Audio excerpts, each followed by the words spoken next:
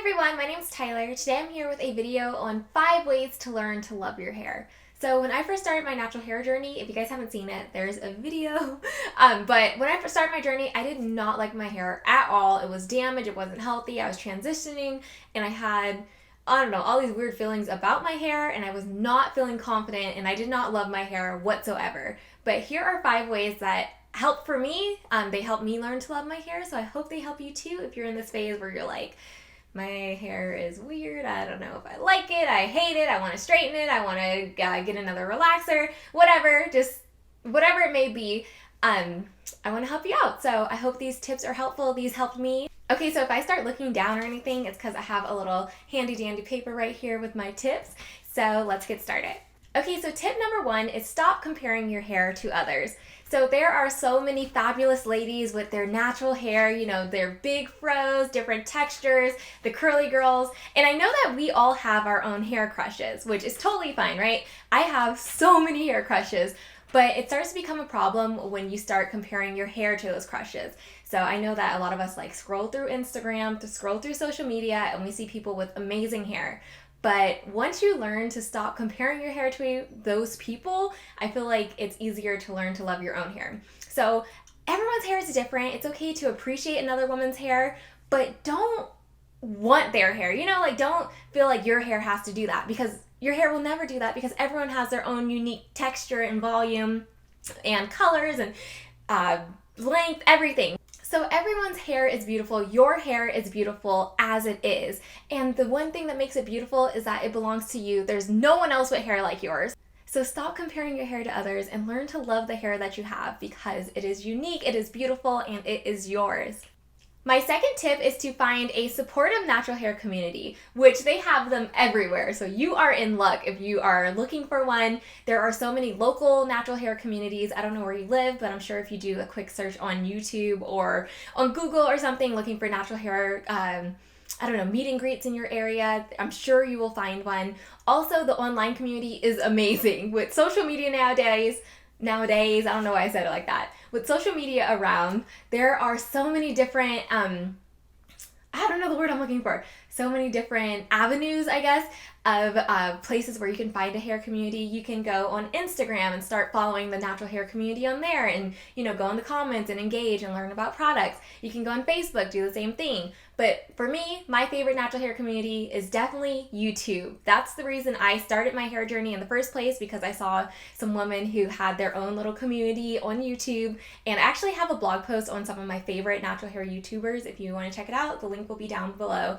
But literally, if it wasn't for YouTube, I don't think I would have ever gone natural. So just having a sense of community and finding people with similar hair textures to yours, it's able to help you with your journey, because you can learn new products or maybe new methods that work well for your hair. But it's so nice being around other people with hair like your own. At least for me, I feel so comfortable, and I feel like I'm able to be myself when I'm around other natural hair individuals, I guess. So it's just nice to be around people who, know the hair struggle and who have gone through the journey just like you. My third tip is to start tracking your hair journey. So when I started going natural, I started transitioning, I guess, right? So I would take pictures of my hair every month. It was like I would do a length check. So I would pull my hair down, take a picture, and then I would just do a picture of it as is. I guess I can insert a picture just to show you guys what I'm talking about. But this helped me immensely. I would always take pictures and send it to my friend who was also going natural. So, we can kind of track our progress together.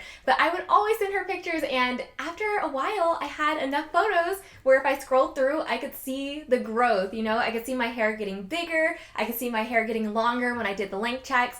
And it's great to have those photos so that you can see that you're actually experiencing progress. So there's so many times where I used to look at my hair and, I would forget I had photos, but I would just look at my hair and feel like, I haven't made any progress. I should just go straighten it, or I should go get a relaxer because this is not growing. But then I would look back at my pictures from months ago and I'm like, oh wait, no, my hair has grown a lot. So if you're able to track that progress, it is amazing. And it's also really great to look back and see, start from the bottom, now we're here, right? So you can see all of the progress that you've made, because girl, I promise you, You'll see the progress and it will be worth it.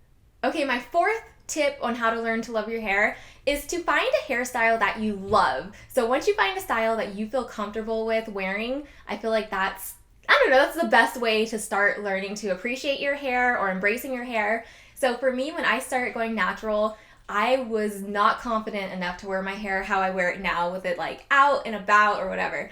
So I would never wear my hair like this 5 years ago. My go-to hairstyle was literally like a bun on top of my head, and I would have like a little headband on to make it cute. I'll insert a picture over here if I can find it. It's really from a long time ago, but I would wear that hairstyle every single day. And it was my natural hair, I would wear it curly, but I did not like how it looked when I wore it out. So that was my go-to hairstyle for literally a year. But it was a protective style, so it was good for my hair, the fact that I wasn't wearing it out and it was, it wasn't being manipulated or exposed to the elements, so it ended up being a good thing for my hair.